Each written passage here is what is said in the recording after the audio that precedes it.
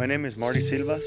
I still call myself the war captain of the Isleta de su Pueblo because it is a lifetime position. This is the people of the sun emblem.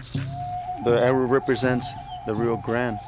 It is a map given to us by the people in New Mexico in order for us one day to reunite and get back together again. Marty Silvas is, or was, a Tigua Indian from southwest Texas. Trapped in poverty for generations, the Tigua Indians became rich in the 1990s. How? By curing their own social ills with what many Texans regard as another. They opened the Speaking Rock Casino in El Paso. From an economic point of view, the casino became the new Buffalo. The Buffalo at one time was the center of Indian existence. It was their food, it was their clothing, it was their shelter, it was everything. The Buffalo supplied everything. This is the new Buffalo. It gave them an ability to earn a living. It gave them an ability to educate their children. It gave them an ability to build homes. It gave them an ability to reacquire their land base. It took the place of the old Buffalo economically. But under Texas law, casinos are illegal. And while Speaking Rock was allowed to operate for almost a decade, suddenly the Texas government has ordered it closed. The wealth it generated, like the Buffalo, has gone. There's a lot of people that have opposed Indians from day number one. When the first European landed on these shores, there was an anti-Indian attitude as far as whose land this is and what rights Indians have. And that's... Tom Diamond is a 78-year-old attorney and honorary Tigua. In the bad old days, people would have called him an Indian lover. Some still do. There's no doubt about it. I've caught a lot of heck over these Indians, and people have accused me of creating them, and particularly they've said Diamond just got some Mexicans together and taught them how to dance. And I don't resent that at all. In fact, it's a great compliment. And what I've done working with these people is the good thing that I've done in my lifetime. I'm very proud of it and happy that I've done it, and believe you me, all I did was discover something that no one else could see. 40 years ago, a journalist friend told Tom Diamond about some down-and-out Indians living in slums on El Paso's outskirts. He said, well, there's an Indian group here that's in terrible shape. All of their homes are in foreclosure. They haven't got jobs. They're picking cotton, and it's just terrible what's happening to them. The kids can't stay in school because they can't even afford shoes. The federal government wanted Indians to assimilate into the whole society and to stop being Indians. And the Indians just couldn't, they refused to do it. They held on to their tradition, to their culture. We've had to survive genocide, we had to survive relocation, we had to survive reservation life. And we've survived. We've had to survive blood quantum issues, and we've had to survive all these facets that have been governmentally imposed. Albert Avedrez is a Tiguan leader, the tribe's governor. For a long time, Indian tribes have been criticized, and we've been viewed upon as being liabilities to the United States, never an asset. We're supposed to not be able to work. We're not supposed to want to work. We're supposed to sit, be lazy, beat on drums, live in our teepees, and hang out at home and suffer from alcoholism. What we now have in this new century is Native American communities wanting to improve their communities.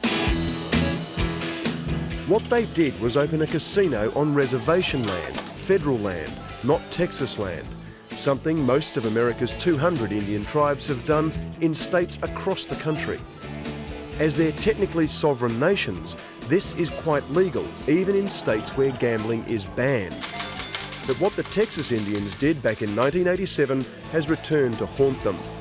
They signed an agreement binding them to state law in exchange for Texas agreeing not to oppose federal recognition of their tribe.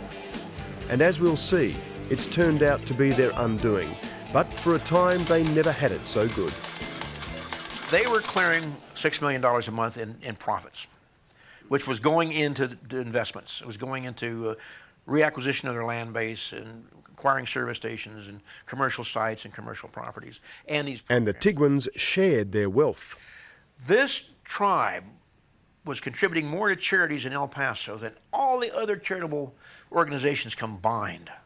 We helped everybody in the city, beginning with the fire department and to the candlelighters and all these different charities. I think the tribe made clear over close to $10 million in donations. In those heady days, Vincent Munoz was governor of the tribe, and conscious of the anti-gambling sentiment in Texas, went to see the man then running for state governor, the man who now occupies the White House. Well, I asked him, I said, what are you going to do, Mr. Bush? I said, with the tribe, I said, you know we have a casino. What are you going to be doing with that? And he said, I'm not going to bother the Indians. I took his word. I really believed him at that time. We were campaigning for him.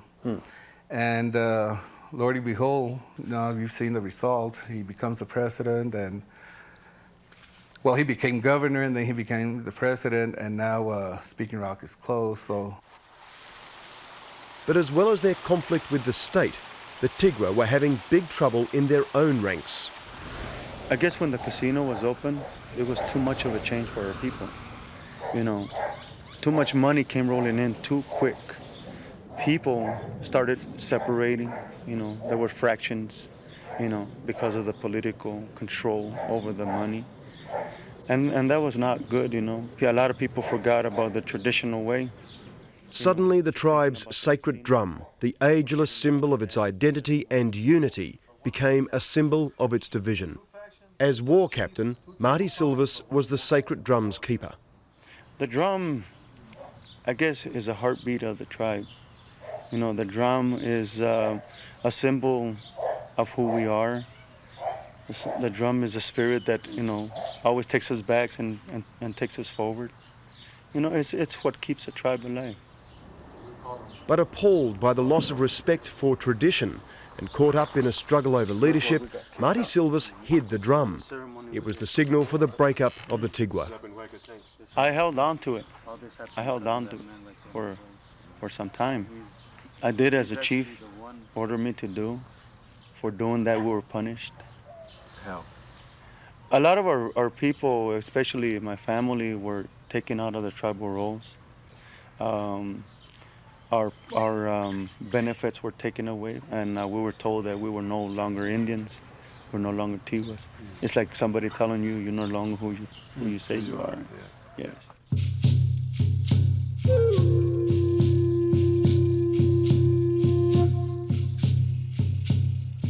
For centuries, simply surviving has been the name of the game for the Indians of these mountains. Geronimo once led the Apaches here, Apache who fought the Tigua and dismissed them as mud Indians for the adobe houses they built. Today, no Apaches roam these mountains, but the Tigua are still here, baking bread in their mud ovens, and have a much tougher enemy than the Apache, the Texas government and the conservative voters who support it. Back in East Texas, we have a Bible-Belt attitude, born-again Christians. And they have a very strong view with respect to gambling. It's a sin. And I'm sure that is a factor in the politics of this situation, that people will see opposing the Indian gambling activities as a good political stance to take. Let's make it official. I'm a candidate for governor of Texas. He needed to do something showing that he was going to, he didn't allow gambling. That was one of the ways he was going to win East Texas and all the votes. I think he targeted us, and I think very unfairly. I think he lied to us. I think he's misled us.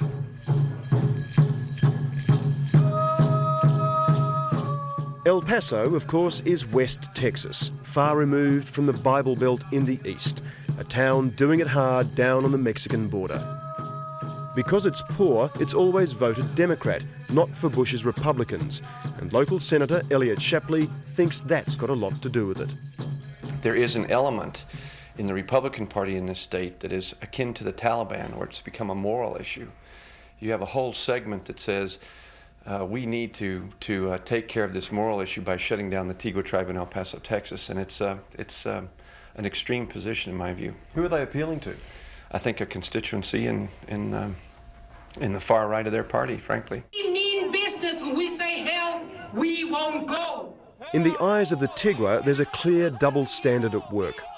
They say when the Texas government changed the law to allow itself to run what's now one of the country's richest lotteries, that allowed them to open a casino. Texas insists casinos are still banned, but the Tigua say George Bush ally and Attorney General John Cornyn is simply trying to impress Conservative voters with his newfound resolve to enforce the ban.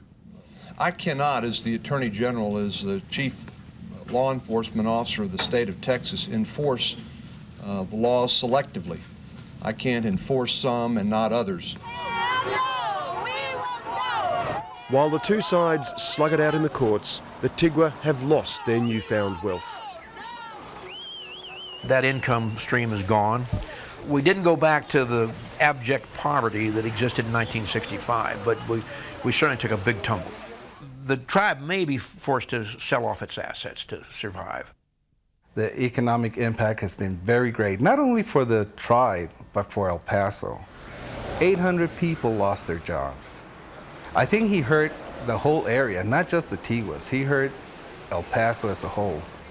This is an important time in America, in El Paso. We cannot afford to lose any jobs. And it's real clear that the Tiguas are great corporate partners. They pay above minimum wage, they have health benefits, they have retirement options, and where are these people going to find jobs like that?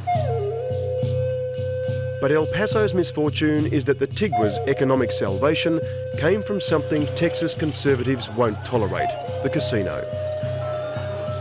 With their appeal to the US Supreme Court, the tribe still hopes to have it reopened, if only to ensure their future survival.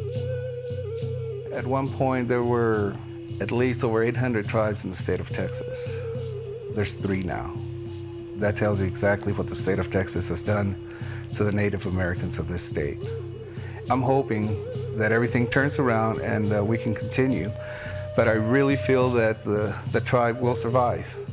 We've been thrown obstacles in our face for many years, and this is just one more obstacle that we'll have to overcome.